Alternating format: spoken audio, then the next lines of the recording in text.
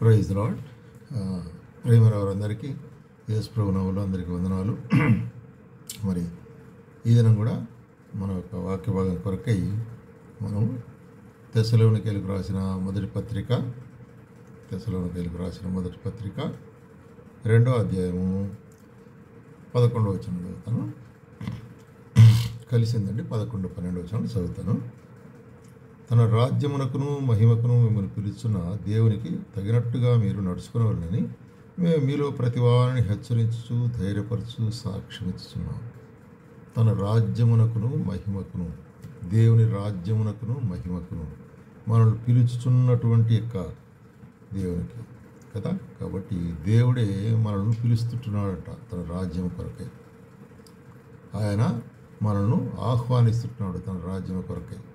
కాబట్టి ఇక్కడ అపోస్తలుడైన పౌలు మనకు బయలుపరిచే కార్యం ఏంటంటే, మనం ఆయన పిలుచువాడు కాబట్టి దేవుడు మనల్ని పిలుస్తుంటున్నాడు. ఎట్లాగా పిలుస్తుంటున్నాడు అనే కార్యాన్ని మనం చూసినట్లయితే, తన యొక్క మరి పరిశుద్ధ గ్రంథంలో ఆది నుంచి కూడా మనం గమనించినట్లయితే దేవుడు తన ప్రజలతో కూడా నివాసము చేయవాలనేటువంటి ఉద్దేశం కలిగిన వాడు ఉంటున్నాడు.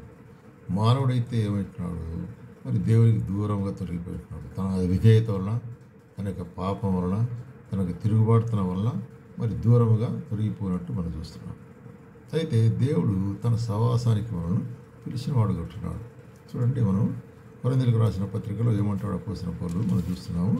మొదటి కొరింథీయులకు రాసిన పత్రిక 1వ అధ్యాయంలో మనం గమనించినట్లయితే చూడండి 9వ వచనంలో, మన ప్రభువైన యేసుక్రీస్తును తన కుమారుని సహవాసం పిలిచిన దేవుడు నమ్మదగినవాడు. కాబట్టి ఆయన మనం పిలిచి ఉంటున్నాడు. మనం ఆయన ఎన్నుకోలేదు. మనం ఆయనకు దురస్తులుగా ఉన్నాం, విరోధులంగా ఉన్నాం, పాపులంగా ఉన్నాం. అయితే ఆయన ఏం చేశాడు, మనను ఎన్నుకున్నట్లు చూస్తాం. అందుకొరకు ఇక్కడ 26వ వచనం అంటే, మనల్ని పిలిచినాడు. సహోదరులారా, మిమ్మల్ని పిలిచిన పిలుపును చూడి లోకరీతిగా.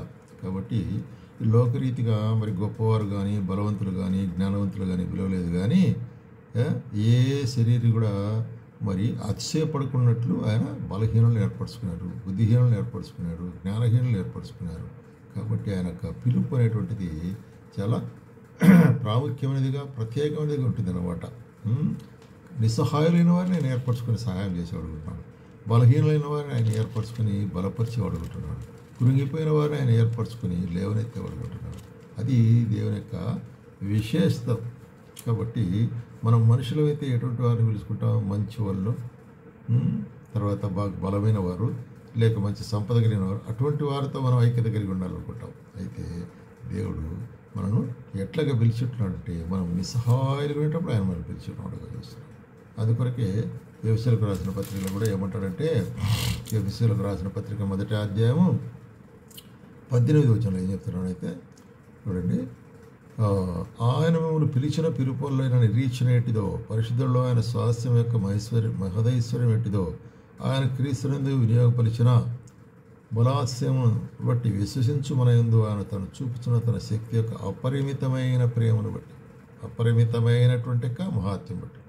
కాబట్టి ఆయన మనకు పిలిచిన పిలుపులైనటువంటి నిరీక్షణ. కాబట్టి ఎటువంటి యొక్క పిలుపుతో ఆయన పిలిచిస్తున్నాడు, ఒక నిరీక్షణ కలిగిన వారముగా ఉండేటట్లు ఆయన మనం పిలుచుంటున్నాడు అన్నమాట. అట్లాగే 4వ అధ్యాయంలో కూడా ఏమంటాడు మనం చూసినట్లయితే, కాబట్టి మీరు సమాధాన బంధము చేత ఐక్యతను కలిగించు ఆత్మ కలిగించే ఐక్యత. ఎటువంటి ఐక్యత ఇది? ఆత్మ కలిగించేటువంటి ఐక్యతను మరి కాపాడుకుంటేందుకు శ్రద్ధ కలిగి ఉంటుంది. ఎందుకంటే మరి ఇక్కడ చెప్తున్నాడు, ప్రేమతో ఒకరినొకడు సహించుడి, మీరు పిలువబడిన పిలుపునకు తగినట్లుగా దీర్ఘశాంతంతో కూడిన సంపూర్ణ వినయంతోనూ సాత్వికంతోనూ నడుచుకునేవాళ్ళని ప్రభువును బట్టి నేను మిమ్మల్ని బతిమాలుకుంటున్నాను. కాబట్టి మనము ప్రేమలో నడుచుకోవాలి కదా. ఆయన రాజ్యమునకు మనల్ని పిలిచుంటున్నాడు. కాబట్టి ఇక్కడేమంటే తగినట్టుగా అంటాడు. అట్లనే మనం గమనిస్తున్నాము. ఫిలిప్పీయులకు రాసిన పత్రికలో కూడా ఇదే మాట చెప్తాడు. అపోస్తలుడైన పౌలు తన అనుభవం ద్వారా అనేక కార్యాలు మనం బయలుపరుస్తున్నాడు. మరి అనేక కార్యాలు మనం చూసేది కాదు, కానీ మనం గ్రహించే చాలా ముఖ్యం. కాబట్టి 3:14 ఏం చెప్తున్నాడు, ఫిలిప్పీయులకు రాసిన పత్రిక 3:14, క్రీస్తు యేసునందు దేవుని ఉన్నతమైన పిలుపుది కాబట్టి ఎటువంటి పిలుపు ఇది? ఉన్నతమైన పిలుపు ఇది. ఉన్నతమైన పిలుపున కలుగు బహుమానం పొందవలని గురి యొద్దకే పరిగెత్తుతున్నాను. కాబట్టి ఉన్నతమైనటువంటి ఒక పిలుపు, మహోన్నతుడైన దేవుడు మహోన్నతమైన మరి కార్యం కొరకే నిన్ను పిలుస్తుంటున్నాడు. ఆయన మనల్ని పిలిచినవాడు. అందుకొరకు ఇక్కడ ఏమంటాడు? ఉన్నతమైన పిలుపున కలుగు బహుమానమును. కాబట్టి ప్రియుడా, నీకు నాకు ఆయన పిలిచిన పిలుపులో ఏముంటున్నది? బహుమానం ఉంటున్నది. ఆయన ఎందుకు మనకు బహుమానం ఉంటున్నది. ఆ యొక్క పిలుపులో మనం తగిన విధంగా నడుచుకునేవాళ్ళని చెప్తుంటున్నాడు. అందుకొరికి గురి వద్దకే నేను పరిగెత్తాను అంటున్నాడు. తన యొక్క అనుభవం చెప్తున్నాడు. నాకు గురి ఉంటున్నది. యేసుక్రీస్తులను పిలిచినట్టు పిలుపు వలనైనటువంటి ఒక గురి నాకు ఉంటున్నది. కాబట్టి నీ జీవితంలో అటువంటి గురి ఉంటున్నదా? అటువంటి ఒక లక్ష్యం ఉంటున్నదా? ఏంటి ఆ గురి? మరి నేను ఇదివరకే అంత గెలిచినానని చెప్పను, కానీ ఏం చెప్తాడు? వెనకున్నే మరిచి ముందున్న వాటి కొరకే నేను వేగిరపడుచున్నా అంటున్నాడు. కాబట్టి మన జీవితాల్లో కూడా మరి వెనకున్నవే తలంచుకొని కృంగిపోవాల్సిన అవసరం లేదు. దేవుడు నూతన కార్యాలు మనకు ఇస్తుంటున్నాడు. కాబట్టి ఆ నూతన కార్యంలో మనం ముందుకు ఎట్లా సాగాల, ఆ గురి ఎద్దకు ఎట్లా సాగాల, దేవుని రాజ్యంలో ప్రవేశించుట అనేటువంటి మనం చదివినాం కదా, ఒక మహిమ కలిగిన రాజ్యములు మనం ప్రవేశించే దాని కొరకే. కాబట్టి దాని కొరకే మనం సిద్ధపరచవలసినగా ఉంటున్నాం అనే కార్యాన్ని మనం ఇక్కడ చూస్తున్నాం. అందుకొరకే ఇక్కడ 2 తిమోతిలో కూడా మరి పోసిన పౌలు తిమోతికి రాస్తూ ఏం చెప్తాడంటే, రెండవ పత్రిక 9వ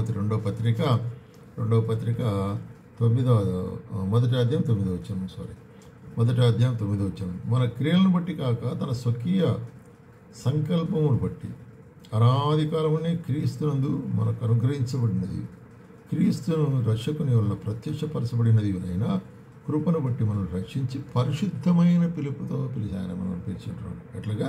పరిశుద్ధమైన పిలుపుతో ఆయన మనం పిలిచేటవాడు. కాబట్టి మన యొక్క పిలుపు అది నిత్యమైనటువంటి పిలుపు, పరిశుద్ధమైన పిలుపు, అది నమ్మకమైనటువంటి ఒక పిలుపు, అది ఒక నిరీక్షణతో కూడిన పిలుపు.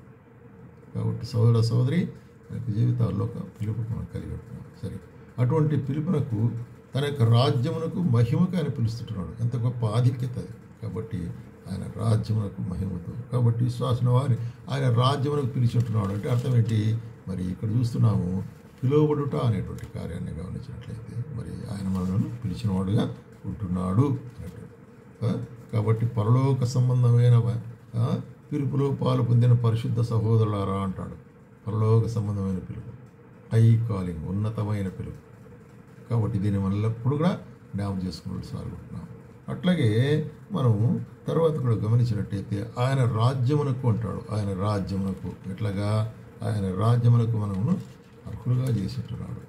ఎటువంటి రాజ్యం అది చూసినట్లయితే మత్తయి సువార్త 5వ అధ్యాయం 3వ వచనంలో ఏమంటున్నాడు? మరి 5వ అధ్యాయం 3వ వచనంలో ఏం చెప్తాడు? ఇక్కడ దీనులైన వారు ధనిలు, వారు దేవుని రాజ్యం చేస్తారు, దేవుని రాజ్యమును చేస్తారు. కాబట్టి స్వతంత్రించుకుంటారు అనేటువంటి కార్యాన్ని కదా మత్తయి సువార్త 5వ అధ్యాయం 3వ వచనంలో. అట్లాగే మనం గమనిస్తుంటున్నాము మరి లూకా సువార్త 17వ అధ్యాయంలో కదా, ఆత్మ విషయమై దీనులైన వారు ధన్యులు, పరలోక రాజ్యం వారిది అంటాడు. కాబట్టి పరలోక రాజ్యం లేక దేవుని రాజ్యం. మరి లూకా చెప్తూ ఏమంటాడంటే, లూకాలో రాసేటువంటి విషయంలో 14వ అధ్యాయంలో, లూకా సువార్త 14వ అధ్యాయము 17వ అధ్యాయం 17th చాప్టర్ వర్స్ 21 రైట్. ఎందుకనగా ఇదిగో దేవుని రాజ్యం మీ మధ్యనే ఉన్నది కనుక ఇదిగో ఇక్కడని అదిగో అక్కడని వీలుపడదని వారికి ఉత్తరించడం. కాబట్టి దేవుని రాజ్యం మన మధ్యలో ఉంటున్నది. ఏంటి దీని అర్థం? దీని భావం ఏంటంటే దేవుని రాజ్యం మన మధ్యలో ఉంటున్నది అనేటువంటి కార్యాన్ని గురించి చెప్పేటప్పుడు ఏం చెప్తున్నాడు ఇక్కడ? మరి ఆ యొక్క రాజ్యం మనకు సమీపంగా ఉంటున్నది అనేటువంటి కార్యం. అందుకొరకే మరి యేసు ప్రభు కూడా నికోదేముతో ఏం చెప్తాడైనా, మరి దేవుని రాజ్యంలో ప్రవేశించాలంటే చూడండి, యోహాను సువార్త 3వ అధ్యాయము 3వ వచనం. అందుకు యేసు అతనితో ఒకడు కొత్తగా జన్మించితే కానీ అతడు దేవుని రాజ్యం చూడలేడు. కొత్తగా జన్మించుట లేక నూతనంగా జన్మించుట లేక తిరిగి జన్మించుట అనేటువంటి కార్యం. అప్పుడు అనేవాడు ఈయన నికోదేము చెప్తుంటున్నాడు, ప్రభా ఎట్లా సాధ్యం ఇది? నేను మళ్ళీ తల్లి గర్భంలో ప్రవేశించి నేను జన్మించాలంటాడు. కాబట్టి అది కూడా ఆయనకు అర్థం కాలేదు. అప్పుడు దేవుడు విడమర్చి చెప్తుంటున్నాడు యేసు ప్రభు. ఏం చెప్తున్నాడు? ఒకడు నీటి మూలముగాను ఆత్మ మూలముగాను జన్మించితే కానీ దేవుని రాజ్యంలో ప్రవేశింపడని నీతో నిశ్చయం. ఆత్మ మూలముగా జన్మించాడు. కాబట్టి మనమందరం కూడా శరీర మూలంగా జన్మించుంటున్నాము. అది శరీరక జన్మ అందరం కూడా అందరి పుట్టుక ఒకే రకంగా ఉంటుంది. అయితే ఈ శరీరములుగా జన్మించే యొక్క శరీరము పాప శరీరం ఉంటుంది. కాబట్టి మనకి ఇవ్వబడిన ఆత్మలో మనము ఇప్పుడు ఆత్మమూలముగా జన్మించటం అంటే ఏంటంటే యేసు ప్రభువును అంగీకరించుట, లేక ఆయన సన్నిధానంలో మన యొక్క పాపములు ఒప్పుకొని ఆయన మన హృదయంలో స్వీకరించుట అనేటువంటి కార్యం. అట్లనే ఆత్మమూలంగా జన్మించిన ఆత్మ, శరీరముగా జన్మించి శరీరం అంటున్నాడు. కాబట్టి మరి శరీరముగా జన్మించిన వారు మాత్రమేనట్లయితే దేవుని రాజ్యం స్వతంత్రించుకోలేరు. కానీ ఆత్మమూలముగా తిరిగి జన్మించుట, లేక మారు మనసు పొందుట, లేక రక్షణ పొందుట అంటే ఏంటి అనేటువంటి కార్యాన్ని మనం చూసినాం ఇంత మునుపు కూడా. ఏంటి? యేసుక్రీస్తు ప్రభు రక్షకుడని నోటితో ఒప్పుకొని హృదయం ముందు విశ్వసించిన యెడల మనం రక్షించబడతాం. అది ఆత్మమూలముగా జన్మించుట అనేటువంటి కార్యం. కాబట్టి అటువంటి వారిది పరలోక రాజ్యము అంటున్నాడు. అందుకొరకే ఈ పరలోక రాజ్యాన్ని గురించి, లేక దేవుని రాజ్యాన్ని గురించి ఏం చెప్తానంటే రోమీలకు రాసిన పత్రిక 14వ అధ్యాయం 18వ వచనం. రోమీలకు 14:18 ఏం చూస్తున్నాం ఇక్కడ? 17వ వచనం. దేవుని రాజ్యము భోజనము పానము కాదు, కానీ నీతియు సమాధానమును ఆత్మ పరిశుద్ధాత్మ అందరి ఆనందమునై ఉన్నది. కాబట్టి దేవుని రాజ్యం ఎట్లాంటిదంట? అది ఏదో ఆహారం భుజించేటువంటిది కాదు, అది పానం చేసేటువంటిది కాదు. కాబట్టి అక్కడ ఏముంటుందట? నీతి, సమాధానం, పరిశుద్ధాత్మ ఆనందం. 3 రకాలు, 3 కార్యాలు మనం చూస్తున్నాం. అక్కడ నీతి, దేవుని రాజ్యంలో ఏముంటుంది? నీతి. దేవుడు నీతివంతుడు కనుక, ఆయన పరిశుద్ధుడు కనుక నీతి. కాబట్టి ఆయన నీతి మనకు కలిగి ఉంటుంది. తండ్రి అయిన దేవుని యొక్క నీతి అక్కడ మనం చూస్తున్నాం. రెండవది ఏం చెప్తున్నానంటే మరి సమాధానం అంటాడు. ప్రభువైన యేసుక్రీస్తు యొక్క సమాధానం, క్రీస్తు యేసు యొక్క సమాధానం కదా. ఆయనే మనకు సమాధానకర్త అంటున్నాడు. ఇదిగో పరిశుద్ధుడైన తండ్రి, పాపి అయిన మనుషుడు, వీరిద్దరికి సమాధానపరిచిన వాడు యేసు ప్రభు. ఎక్కడ? సిలువలో. కాబట్టి సిలువలో చేసినట్టు ఆ యొక్క త్యాగం ద్వారా, ఆ యొక్క బలి అర్పణ ద్వారా మనకి ఏం చేయబడినది? సమాధానం ఏర్పరచబడినది. సమాధానం ఏర్పరచబడిన తర్వాత ఆయన మనలో చేసిన సమాధాన కార్యాన్ని బట్టి మనకేమైంది? దేవుడు తన యొక్క ఆత్మ అనేటువంటి సంచకరును మనకి ఇచ్చినాడు, పరిశుద్ధాత్మ. కాబట్టి దేవుని రాజ్యం అంటే ఏంటి? ముగ్గురు కలిసి అక్కడ 3 త్రియేక దేవుని యొక్క కార్యం. అది మనకు అంతరంగంలో జరిగేదిగా ఉంటుంది. కాబట్టి దేవుని రాజ్యం ఎక్కడో అక్కడో ఇక్కడో ఉంటున్నదని కాదు, అది నీలోనే, నీ మధ్యలోనే ఉంటున్నదని మరి లూకాసు వార్తలో యేసు ప్రభువు చెప్పిన దాని యొక్క భావం ఇది ఉంటున్నది అనమాట. కాబట్టి దేవుని రాజ్యం అంటే మరి ఏంటిది? నీతియు, సమాధానము, పరిశుద్ధాత్మ ఆనందము. కాబట్టి ఆ పరిశుద్ధాత్మ ఆనందం ఎప్పుడు వస్తుంది మనకు? ఎప్పుడైతే యేసుక్రీస్తును మనం అంగీకరిస్తామో, ఎప్పుడైతే ఆయన ఒప్పుకుంటామో, ఎప్పుడైతే ఆయన మనము తిరిగి జన్మిస్తామో, ఎప్పుడైతే రక్షించబడతామో, అప్పుడు మన యొక్క జీవితంలో దేవుని రాజ్యములో ప్రవేశం మనకు దొరుకుతుంది. దేవుని రాజ్యములో ప్రవేశము మనకు దొరుకుతుంది అనమాట. కాబట్టి అందుకే ఏమంటున్నాడు ఇక్కడ చూసినట్లయితే, ఈ దేవుని రాజ్యంలో ప్రవేశించాలంటే మరి అపోస్తలుడైన పౌలు ఏం చెప్తున్నాడు చూడండి. 14వ అధ్యాయము, అపోస్తల కార్యములు 14వ అధ్యాయము 22వ వచనం. రైట్. శిష్యుల మనసులను దృఢపరిచి విశ్వాసమందు నిలకడగా ఉండవలననియు అనేక శ్రమలు అనుభవించి మనం దేవుని రాజ్యంలో ప్రవేశించవలను వారిని హెచ్చరించను. కాబట్టి ఇక్కడ అపోస్తలుడైన పౌలు ఏం చేస్తున్నాడు? అంత్యోకయ, ఈకోనియా, ఆ ప్రదేశాలు, దెర్బే, ఆ ప్రాంతాల నుంచి మరి పిలిచినట్టుక మరి శిష్యులందరి వచ్చి వారికి హెచ్చరిక చేస్తున్నాడు. ఏం హెచ్చరిక చేస్తున్నాడు? మనము ఎట్లుండాలా?